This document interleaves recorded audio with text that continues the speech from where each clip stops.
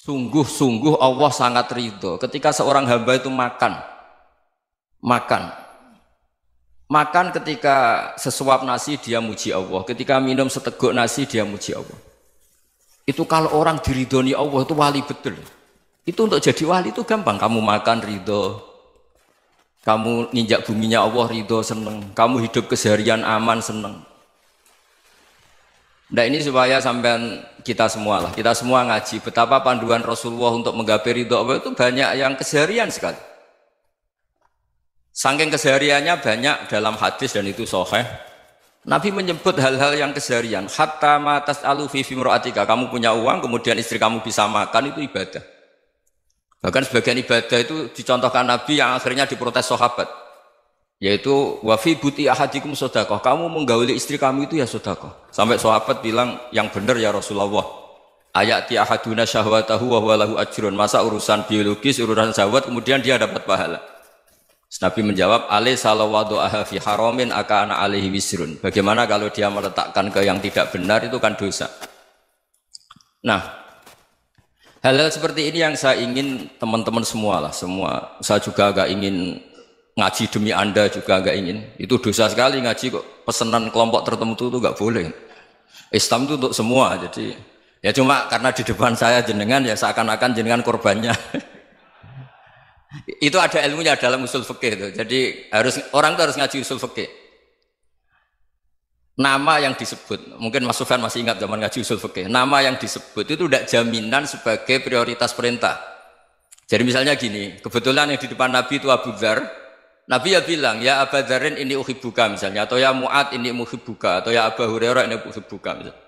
Banyaklah riwayat yang Nabi nyebut ya Aba Dzarin, ya Mu'ad, ya Abu Hurairah.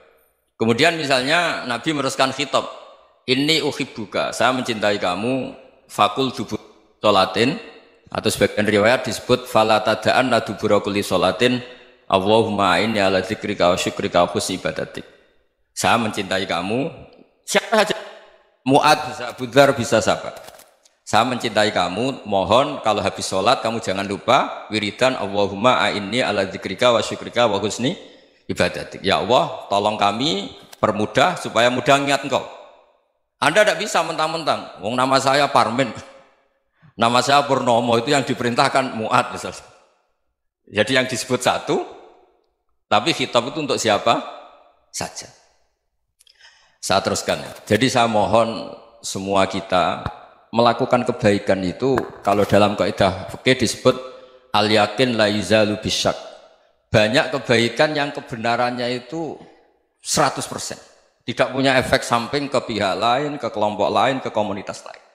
Itu tadi misalnya Anda makan, dan itu murah sekali, hanya butuh satu piring. Setiap punyaan kamu muji Allah, setiap minum kamu muji Allah. Itu redaksinya Rasulullah SAW disebut, Allah sangat ridho ketika seorang hamba makan, kemudian dia memuji Allah.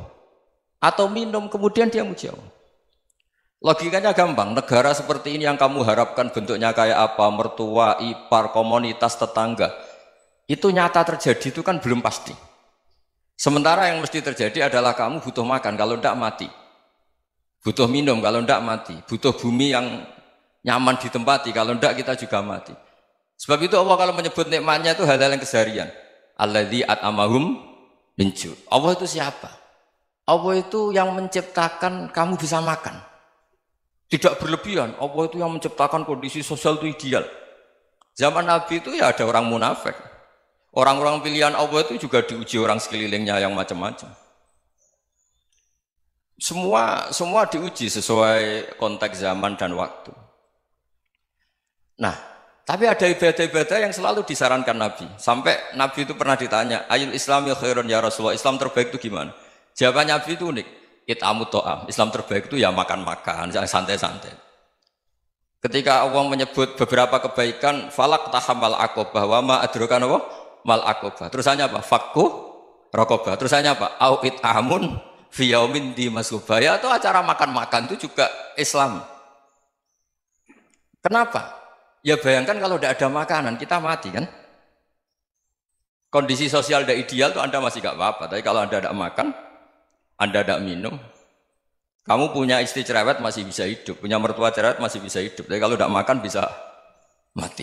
Berarti penting mana istri sama makan? Penting mana? Makan. Semoga istri Anda dengar. Nanti kamu disuruh makan tapi pulang deh. Itu kalau dibahasakan makan masih memahami. Penting mana nasi satu piring dengan istri. Nggak ada nasi mati, nggak ada istri belum mati. Penting mana? Gak berani jawab kan? Nah, ternyata Anda ada garang kan di depan istri. Jadi saya mohonlah, mungkin Mas Sufyan Sauri tadi yang bisa bantu lah. Teman-teman tuh ngaji yang keseharian saja. Karena kita nyari ridha Allah itu berdasar firman Allah. Dan firman Allah itu menyebut keseharian tuh riang, gampang. Yaitu tadi misalnya wa min ayatihi manamukum billaili wan nahar. Termasuk ayat-ayat Allah itu kamu tidur. Maka dulu itu ada guyonan, ada tokoh Mu'tazilah, kelompok dalam Islam yang berpikir manusia itu bisa menentukan ikhtiarnya sendiri. Karena saya bisa duduk, ingin berdiri, berdiri. Karena kelompok ini nggak terima kalau semua kehendak Allah, nanti bagaimana kalau semua kehendak Allah kok ada hisab ya, ada sanksi. Lucunya itu dia akhirnya, ini cerita ya, mencintai seorang perempuan, cantik sekali. Dan itu dia menjadi ahli sunnah itu oleh hal-hal yang sepele. Karena istrinya cantik, ya namanya suami istri itu hubungan intim. Terus ditanya, Mas, masih ingin lagi? Masih. Silahkan diulang lagi. Wah ya tidak bisa. Katanya manusia bisa menentukan yang diinginkan. Itu tobat itu. Itu nggak bisa ditobatkan Mas Sufyan Ats-Tsauri. Orang cantik yang mudah nobatkan orang itu orang cantik. Segampang itu. Akhirnya kita tahu, makanya kalau dalam kitab Hikam itu disebut al-akil mayyakul madza yaf'alu wa hubi wal ghafil mayyakul madza af'al. Orang yang punya akal karena sadar ini wilayah Allah, semua milik Tuhan. Itu dia tiap hari berpikir, besok Allah akan melakukan apa terhadap dunia ini. Kamu merencanakan suatu mau plesir, ternyata gempa. Mau wisata ke Rusia, ternyata perang. Kamu tidak pernah tahu apa yang akan terjadi besok. Wa ma tadri nafsum madza taksibu ghadan. Tapi anda semua kita ini sering punya jadwal permanen. Makanya saya kalau diundang siapa saja, bisa takdir. Yang jelas Gus ini acara penting. Ya masih acara penting nak pangeran ngersakno piye? Kowe ape dadi pangeran, kamu kok mau jadi Tuhan? Itu kadang ya kiai. Penting Gus acara ini jenengan harus memastikan bisa. Loh kamu itu yang ngajarin tauhid, sesuatu itu biadillah kok bilang-bilang apa pasti. Kalau maksa terus tak tobatkan loh kamu kata saya. Ya kalau gitu Gus bilang insya Allah. Wah itu hati saya, fisik saya, roh saya sudah bilang insya Allah. Tidak usah kamu latih kata saya. Nah hal-hal tauhid keseharian itu gampang sebetulnya. Wal ghafil yaqulu madza af'al. Tapi orang yang lupa Allah dia setiap hari bilang besok apa? Kita bisa melakukan apa? Seakan-akan dia itu aktor, dia penting, dia subjek permanen, dia. Padahal kita ini hanya objek kehendak Allah Subhanahu wa taala. Karena kita yakin sesuatu yang terjadi di alam raya ini kita tidak bisa apa-apa. Makanya saya sering ngaji, sering bilang saya, ketika Anda mensifati Allah, dia yang menghidupkan. Sudah itu tanamkan, sehingga ketika kita mati, santai saja. Kenapa santai? Allah punya cara menghidupkan kita. Zaman kita hidup juga gak tahu caranya ngelola jantung, ngelola paru-paru. Kamu juga gak tahu ngelola oksigen yang tidak beracun, tidak mengandung polusi. Tahu-tahu hidup. Gak ingin tua ya tahu-tahu tua, gak ingin mati tahu-tahu mati. Selama ini kita hidup juga gak tahu apa sebetulnya. Hanya gaya tok, punya jadwal, punya planning.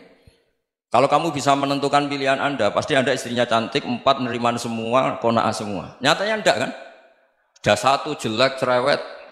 Oh itu kan, nyatanya enggak bisa apa-apa Anda kan? Dan kamu bawa mati lagi. Itu kan, istri Anda juga gitu, punya keinginan, punya suami yang ganteng, yang jabat, yang neriman, yang enggak poligami. Ya enggak kesampaian juga. Kalau kita ngitung tingkat kegagalan kita itu gagal terus. Ya kan? Nah, terus ingat Allah, madza yaf'alu wa hubi.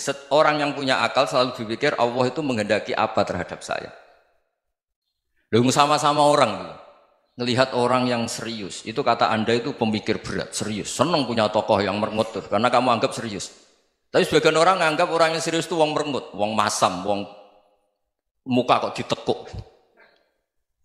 Jadi sama itu hati ya muqallibal qulub tsabbit qalbi ala dinik karena kita enggak tahu cara berpikir kita tentang orang lain, tentang sekeliling kita. Misalnya kita orang baik yang jenis ngrumat fakir miskin. Ada orang bangun masjid mewah itu janggal. Apa artinya masjid mewah kalau banyak orang kelaparan? Tapi kalau yang jenis pendidikan apa artinya masjid mewah kalau tidak bisa ngaji? Nanti yang jenis infrastruktur apa artinya ini kalau semuanya punya sudut pandang yang berbeda-beda. Dan Islam mengapresiasi semua kebaikan. Tapi katakan semua kebaikan itu adalah kehendak Allah Subhanahu wa taala. Karena apapun baik Anda itu pakai fasilitas yang diberikan oleh Allah Subhanahu wa taala. Sehingga ini yang disebut kulillah sumadarhum fi khawdihim yal'abun. Ya kembali tadi ke tema-tema bahwa keseharian Anda ini sudah Islami. Saat Anda tidak bisa melakukan apa saja. Saya sering ada jenazah, biasanya kalau tetangga meninggal saya sering disuruh ngelepas. Saya bilang orang ini baik. Karena sering ngelamun di rumah, sering nganggur di rumah. Ditanya sama anaknya, kenapa Gus nganggur baik? Ya kalau dia nganggur artinya juga agak berbuat sesuatu yang maksiat kan? Ya kan? Orang nganggur di rumahnya ya tidak bunuh orang, tidak maling, tidak korupsi, ya namanya nganggur di rumah. Lah cuma istri cara pandang nganggur gak menghasilkan uang itu. Tapi juga gak menghasilkan kriminal kan? Jadi sebenarnya Islam itu makanya kalau sampai ngaji usul fikih itu ada kitab usul fikih namanya Lubul Usul, itu terkenal sekali di pesantren itu. Itu kalau ngapresiasi keseharian itu luar biasa. Itsma min mubahin illa wa yatahaqququ bihi tarku haramimma. Karena keseharian yang mubah saat Anda lakukan itu ada kehebatan yang luar biasa, yaitu meninggalkan haram. Makanya dulu banyak orang-orang alim ketemu temannya itu guyon sampai semalaman. Itu biasanya yang semangat Islam itu kiai kok ndak tahajud, kiai kok ndak witir. Orang yang sedang mapan uangnya banyak, malam itu tidak kelayaban itu sudah luar biasa. Melawan nafsu supaya tidak maksiat itu sudah luar biasa. Supaya lupa guyon sama temannya semalaman sampai subuh. Gejlok-gejlokan kenang zaman miskin, zaman kuliah nggak jelas, zaman apa. Melihatnya jangan tarkut tahajud. Seperti ini meninggalkan tahajud, tapi meninggalnya ini talkul muharramat. Jadi kayak apa hebatnya? Sehingga Imam Ghazali punya riwayat yang agak unik. Hatta takuna ibadatu akhiri hadil ummah iku an-naum. Sehingga suatu saat ibadah terbaik umat ini itu tidur. Itu kan riwayat kontroversi. Ketika Imam Ghazali tanya, kenapa iya? Kenapa kamu mulai keluar dari rumah itu sudah banyak maksiat? Melihat perempuan yang enggak mahram, melihat fenomena. Tapi kalau kamu tidur itu enggak melihat apa-apa. Tapi juga kamu jangan nganggap tidur itu ibadah betul. Saatnya melakukan fardu ain malah masih tidur. Tapi itu sudut pandang yang menjadikan kita Islam itu gampang. Jadi saat Anda tidak bisa aktivitas apa-apa, misalnya ada beberapa orang yang lumpuh. Lumpuh itu memang nggak bisa Jumatan, nggak bisa ibadah, tapi dia juga nggak bisa maksiat. Tidur itu memang Anda saat itu tidak bisa tahajud, tidak bisa witir, tapi saat itu ada zina, ada maling, tidak gosipkan orang, tidak bully orang, tidak menanamkan kebencian, tidak hasud. Sehingga tidur menurut Allah Ta'ala wa min ayatihi manamukum billaili apa? Wan-nahar. Karena di tidur itu selain ada unsur istirahat, jaga kestamina, juga ada unsur meninggalkan beberapa keburukan. Nah saya mohon ibadah yang keseharian ini kita jaga. Supaya kita semua baca ayat itu fasih. Fasih itu tertanam di hati. Allah itu siapa? Alladzi at'amahum min ju'i wa amanahum min khauf. Dan Allah kalau cerita di Quran itu anna sababnal ma'a sabba thumma syaqqaqnal ardha wa syaqqa fa ambatna fiha habba wa inaba wa qadba wa zaituna wa nakhla wa hadaika hulba. Kamu tahu saya ini siapa kata Allah? Saya ini adalah Tuhan yang menurunkan air. Kemudian ada tanaman banyak. Habba wa inaba wa qadba, ada zaitun, ada tin, kalau orang Jawa mungkin ada tela, ada padi, ada mangga, ada pisang. Sudah. Wa inaba wa zaituna wa nakhla wa hadaika hulba. Ada perkebunan yang lebat. Tujuannya apa? Mata Allahkum, silahkan kamu pakai, kamu nikmati. Tapi karena kadang kita ini punya ide-ide besar. Tadi untuk syukur saja nunggu punya istri riman, rumah baik, tetangga baik, komunitas baik, semuanya baik baru syukur. Lama-lama nanti ada di surga, syukurnya nunggu surga paling kelas A. Itu sudah ada yang menghuni Rasulullah, kamu nggak boleh di situ. Masa untuk syukur saja? Repotnya Masya Allah. Jadi mohonlah Quran yang kalau Anda hafalkan juz sama itu kan ada ayat-ayat yang kayak tadi. Ya, fal yang dzuril insanu ila ta'ami. Coba lihat Apa yang kamu makan ya? Dari mana? Dan untuk mempertahankan hidup kamu keseharian. Jadi jangan kira ibadah itu harus membentuk komunitas yang versi Anda. Ibadah itu harus yang hal yang mulu-mulu. Kesehariannya Anda alami.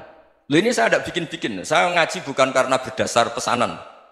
Itu ayat yang saya baca kan betul ada ayatnya kan. Fal yang dzuril insanu ila ta'ami. Anna sobabnal ma'a sobba. Thumma syaqaqnal ardo syaqqa. Fa'ambasna fiha habba wa inabau wa qadba wa zaitunaw wa nakhla wa hada'iqa gulba. Terusannya apa? Mata'al lakum. Silakan kamu nikmati. Mata itu silakan kamu nikmati.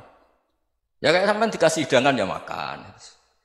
Ya sudah makan. Habis makan ya minum. Habis itu ngantuk ya tidur. Ya sudah normal-normal saja. Kayak apa indahnya Islam. Tapi Anda mencari Islam yang gimana lagi? Nah itu yang diajarkan guru-guru kita, diajarkan sanad kita sampai Wali Songo, sampai Rasulullah SAW. Bahwa pada akhirnya ada jihad, ada perang. Itu dulu memang perang, bukan membunuh. Beda. Dulu kita dijajah Belanda ya perang, dan itu normal karena kita dijajah. Jadi ketika orang lain ingin baik sama kita, wa in ahadum minal musyrikin astajaroka ya fajirhu hatta yasma'a kalam Allah. Kalau mereka ingin baik ya kita baik. Makanya ada istilah mustakman, mu'ahad. Kalau mereka ingin damai, berdampingan dengan kemajmukan ya itu yang lebih baik. Karena memang Islam menghormati proses perdamaian. Wa in janahu lis-salmi ya fajnah lah. Kalau ingin damai ya kita harus